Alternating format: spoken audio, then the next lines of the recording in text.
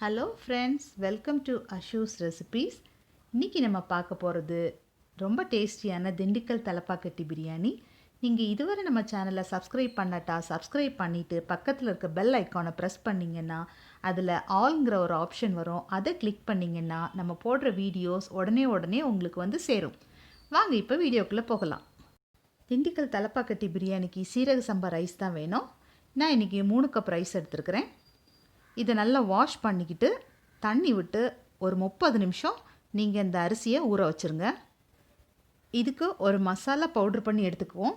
அதுக்கு கொஞ்சம் கல்பாசி எடுத்துருக்கிறேன், 3 பட்டை, ஒரு 3 மராட்டி மொக்கு, 4 பிரியாணி இலை, 1 டீஸ்பூன் ஜீரகம், 1.5 டீஸ்பூன் சோம்பு, கொஞ்சம் ஜாவித்ரி, 5 லவங்கம், 4 ஏலக்காய், 2 ஸ்டார், 1 டீஸ்பூன் நல்ல மிளகு, கொஞ்சம் கேஷ்யூ.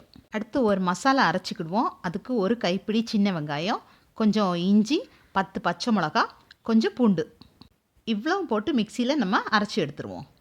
இன்றைக்கி பிரியாணி பாத்திரத்தில் தான் செய்ய போகிறேன். முதல்ல 2 குழிக்கரண்டி எண்ணெய் விட்டுக்கலாம். அது கூடவே ஒரு 3 டேபிள் ஸ்பூன் நெய்யும் விட்டுக்கோங்க.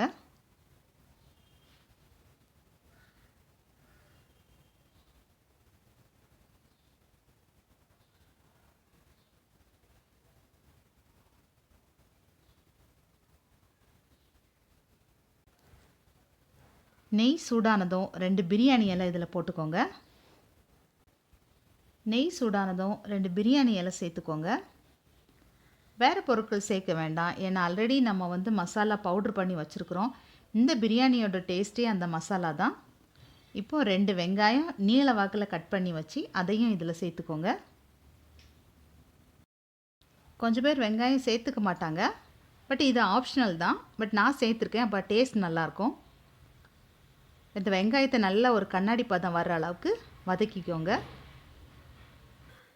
வெங்காயம் நல்லா வதங்கிடுச்சு. இப்போ நம்ம அரைச்சி வச்சுருக்கிற அந்த சின்ன வெங்காயம் விழுத இதில் சேர்த்துக்கோங்க.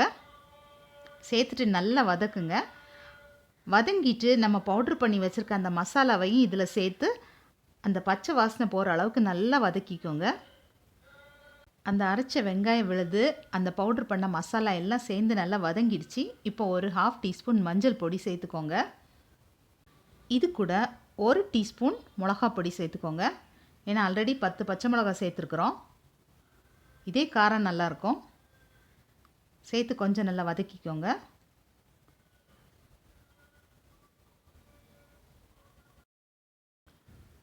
இப்போ இது கூட 1 டீஸ்பூன் தனியா பொடி சேர்த்துக்கோங்க.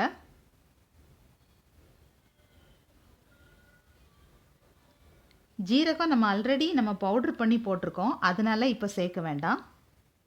அந்த மசாலா பச்சை வாசனை போகிற அளவுக்கு வதக்கிக்கோங்க. அடி பிடிச்சிடக்கூடாது. கொஞ்சம் நல்லா கைவிடாமல் கிளறுங்க. இப்போ ஒரு 1/2 கப்பு தயிர் சேர்த்துக்கோங்க. இந்த பிரியாணிக்கு நம்ம தக்காளி சேர்க்கலை, ஸோ தயிரோட புளிப்பு தான்.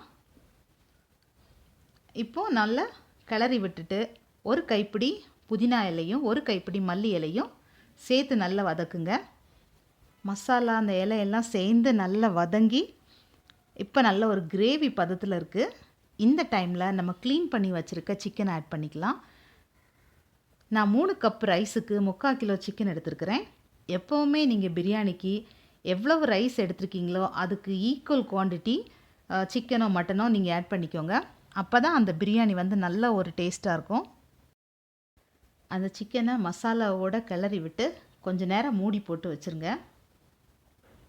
இடையில திறந்து பாருங்கள், அடி பிடிச்சிடக்கூடாது.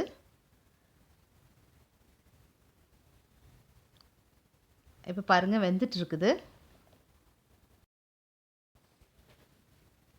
சிக்கன் நல்லா வெந்துருச்சு. இப்போ நம்ம தண்ணி ஆட் பண்ணிக்கலாம். எவ்வளோ அரிசியோ அதுக்கு டபுள் மடங்கு தண்ணி எடுத்துக்கோங்க. நான் 3 கப் அரிசிக்கு 6 கப்பு சுடு தண்ணி எடுத்துருக்கிறேன்.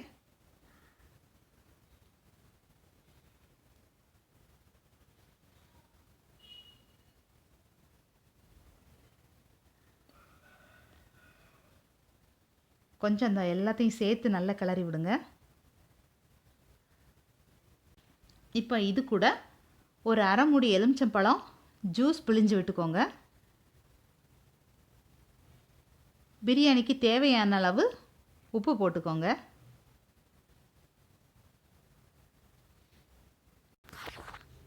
தண்ணி நல்லா கொதி வந்ததுக்கப்புறம் நம்ம அரிசி போடலாம். இப்போ தண்ணி நல்லா கொதிச்சிருச்சு. இப்போ நம்ம ஊற வச்சுருக்க அரிசியை சேர்த்துக்குவோம்.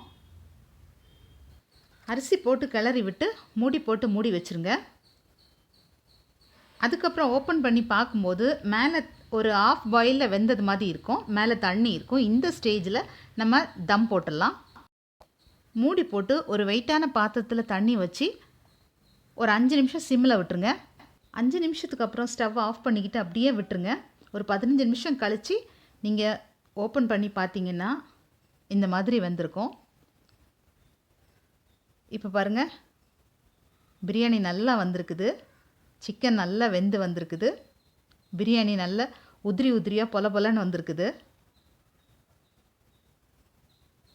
இப்போ சூப்பரான பிரியாணி நமக்கு ரெடி ஆயிடுச்சு. இந்த வீடியோ உங்களுக்கு பிடிச்சிருந்தனா லைக் பண்ணுங்கள், கமெண்ட் பண்ணுங்கள், மறக்காமல் நம்ம சேனலை சப்ஸ்கிரைப் பண்ணுங்கள். தேங்க்ஸ் ஃபார் வாட்சிங்.